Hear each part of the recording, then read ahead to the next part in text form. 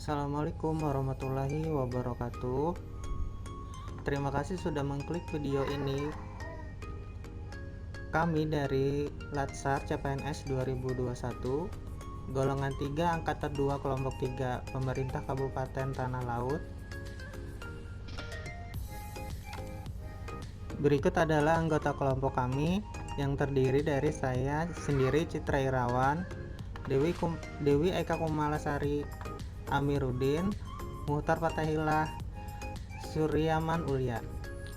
Kami akan menganalisis isu-isu yang ada di Indonesia, yaitu terkait dengan pandemi COVID-19.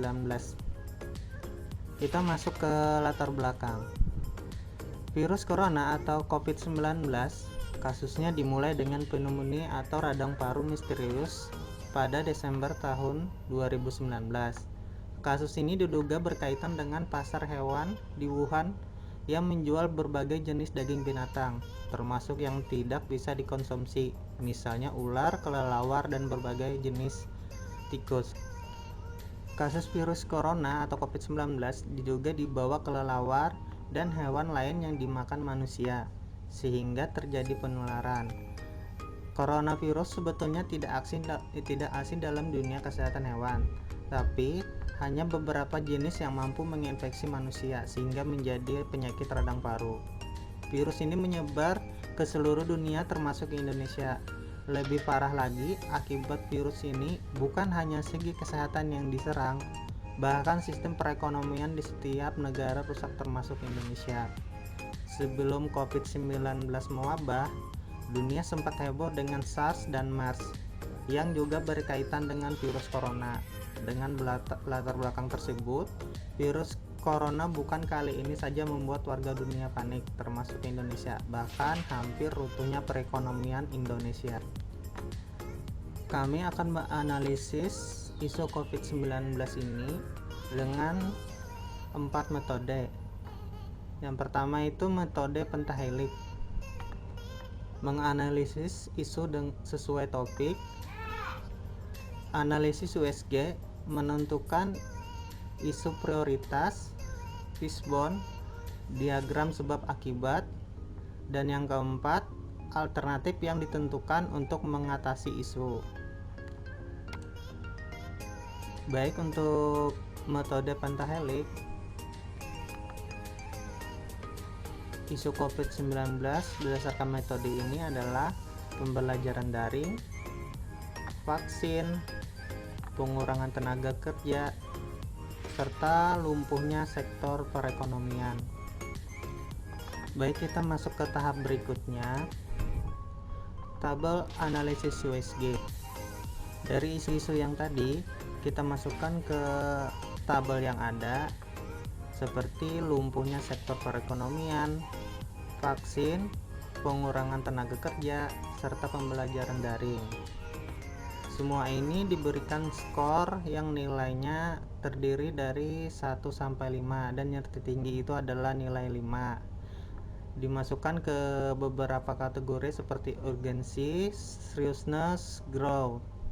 Nah, dari semua isu tadi yang memiliki nilai tertinggi adalah lumpuhnya sektor perekonomian.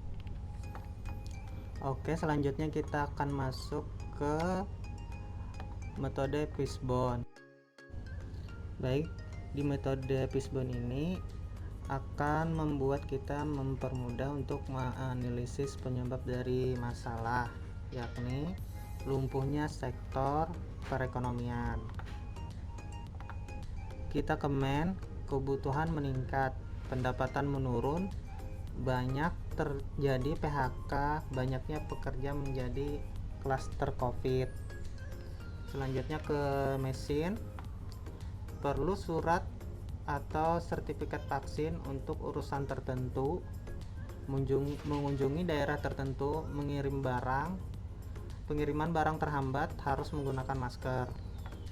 Selanjutnya di metode, kebutuhan bahan pokok menjadi langka, harga barang naik, banyak usaha yang bangkrut, banyaknya penimbunan barang. Dari material, harga barang tinggi, harga barang melonjak, barang susah dicari. Baik, kita lanjut ke tahap yang selanjutnya,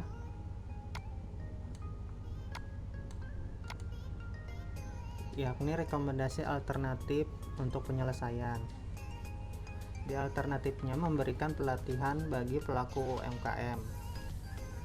Tahap setiap alternatif yakni mendata UMKM yang terdapat pandemi, memberikan pelatihan usaha kecil yang dapat dilakukan saat pandemi COVID, memberikan pelatihan tentang cara pemasaran produk UMKM secara online. Hasil yang diharapkan agar UMKM yang terdampak pandemi dapat bangkit dan dapat memasarkan produknya untuk lebih luas. Yang kedua, membuat usaha kreatif.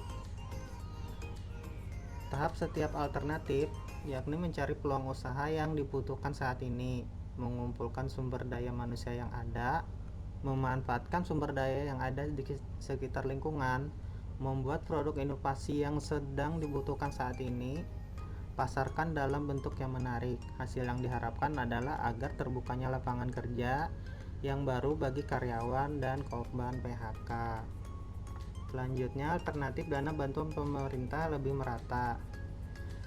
Dalam setiap tahapan, data kembali warga yang layak diberikan bantuan, memastikan calon penerima bantuan, memastikan bantuan sampai ke tangan penerima bantuan, dan memastikan pemanfaatan bantuan. Hasil yang diharapkan adalah untuk mengembalikan perekonomian.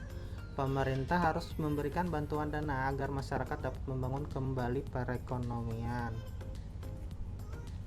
Jadi pihak yang terkait adalah pemerintah daerah. Sekian video presentasi dari kami. Terima kasih sudah menonton.